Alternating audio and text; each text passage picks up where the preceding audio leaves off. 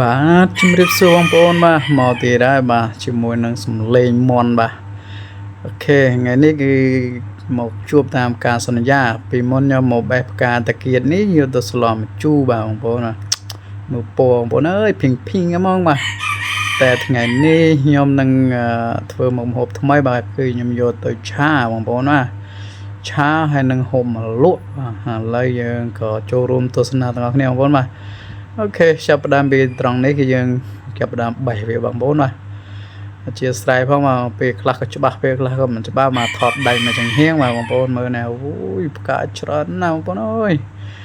ថ្ងៃមុនខ្ញុំឃើញគេទុំបេះសោះអ្នកស្រុកគាត់បេះយកទៅស្លដែរតែវាលឺលឿនហ្មងវាច្រើនណាបងប្អូនមើលដើមវាដូចដើមកំប្លោកបែបបិទបងប្អូនបាទតែខ្ញុំឆ្ងល់មកគេហៅតាគៀតព្រោះវាផ្កាខុសគ្នាអត់ឡើយមិនចាំយូរទេបេះបានមកកញ្ច្រែងធំបងប្អូនបាទតើហើយបាទបេះហើយតើហើយព្រោះធ្វើមហោបបងប្អូនបាទជាស្ដែងបាទគឺផ្កាច្រើនបងប្អូនអើយហើយអានេះបើសិនជាយើងទុកយូរក៏វាអត់កើតដែរណាទៅដើមវាគឺវាត្រូវក្តៅក៏វាស្វិតអស់ទៅក៏វារិចអាថ្មីមកអញ្ចឹងណា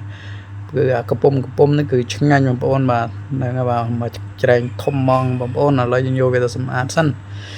មកដល់ហើយខ្ញុំក៏រៀបចំមានទឹកមានអីចឹងណាយើងបេះប្រលេះអាសបកនឹងចេញទៅវាជាប់ស្លឹកមកខ្លះដែរយើងក៏បេះមកបោះភ្លុងចូលភ្លុងហ្នឹងបងប្អូនបាទដូចបងប្អូនបានឃើញហ្នឹងហើយយើងក៏វាផ្កាមែនប៉ុន្តែស្អាតតែរូបរាងដែរតែវាក៏មានដីមានអីដែរបងប្អូនដីហុយដីអីវាប៉ះពាល់មកចឹងណាយើងក៏ត្រូវយកវាលាងទឹកសម្អាតតែអ្វីដែលល្អបងប្អូនមើលពណ៌វាឆោមស្អាតណាស់បងប្អូនអើយពណ៌គេហ្នឹងគឺភីងតែហ្មងបាទដោយបងប្អូនមកឃើញលាងបោះយកហ្នឹងហើយឥឡូវយើងចូលដល់ធ្វើម្ហូបបដ ாய் នេះចាប់ផ្ដើមហើយបាទឆាសាច់ជ្រូកបងប្អូនហើយយើងលីងសាច់ជ្រូកជាមួយនឹងខ្ទឹមជាងតិចទៅហើយក៏យើងដាក់គ្រឿងអីហើយហ្នឹងឯងពីព្រោះផ្កាហ្នឹងយើងមិនអាចឆាយូរដូចឆាតសក់ទេបងប្អូនបាទវាខ្ទេចឥឡូវយើងក៏លេខគ្រឿងឆាសាច់ជ្រូកឲ្យវាស្ងួតតិចមកខ្ញុំក៏ថែមអំបិលថែមម្ទេសថែមអីហ្នឹងណាបងប្អូនបាទតាមចំណង់ចំណូលបងប្អូនហូបប្រៃហូបសាបជូរចាត់លវិញណាតែខ្ញុំល្មមទេបងប្អូនបាទតើហើយត្រង់ស្អីទេបាទត្រឡប់ហើយអូខេតើឡើយអូខេនេះយើងក៏ឈានចូលមកហើយចាក់បន្លែចូលជ្រុបបងប្អូននេះគឺខ្ញុំស្រោះរួចហើយណាបន្លែនេះគឺខ្ញុំស្រោះព្រោះយើងមិនអាចយកវាមកឆាទាំងអស់បានទេព្រោះវាអាចទក់ខូចសាច់ចឹងយើងស្រោះវាមកយើងយកមកបង់មកគឺយើងកូរត្រឡប់តែ2 3ដងគឺអាចហូបបានហើយបងប្អូនបាទតែមានអីបងប្អូនឆ្ងាញ់ម្យ៉ាងដែរខ្ញុំភ្លក់ទៅបាទវាអាស្រ័យលើយើងឆ្នៃបងប្អូនបាទឥឡូវខ្ញុំក៏រួចរាល់ហើយនេះដាក់ចានផ្លុកមកគឺវាចេញរូបរាងបែបនេះបងប្អូនបាទមើលមើលជួយឲ្យបន្ទុកមកបងប្អូនបាទតែវាយ៉ាងម៉េចដែរ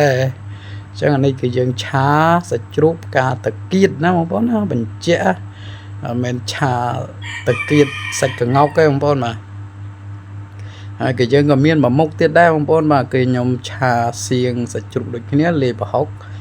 ហើយក៏មានម្លក់ស្ទាប់ដូចជាផ្កាតាគៀតហ្នឹងដែរហើយក៏មានការ៉ុតតិចតួចដែរបងប្អូនបាទហើយក៏ស្ពៃនេះនៅខាងនេះបងប្អូនបាទនេះឃើញហើយបាទតំណងបងប្អូនបាទនេះយើងទុកហូបម្លក់ហូបអីស្ទាប់អញ្ចឹងក៏ឆ្ងាញ់ដែរវាមានខេនេះគឺផ្កាគឺស្អាតបងប្អូនបាទមើលនេះចាញ់ហើយរូបមួយស្លឹកបាទអរគុណសង្ឃឹមថាបងប្អូនជួយមើលជួយ like តិចតួចផងនិងចូលចិត្តបាទអរគុណច្រើន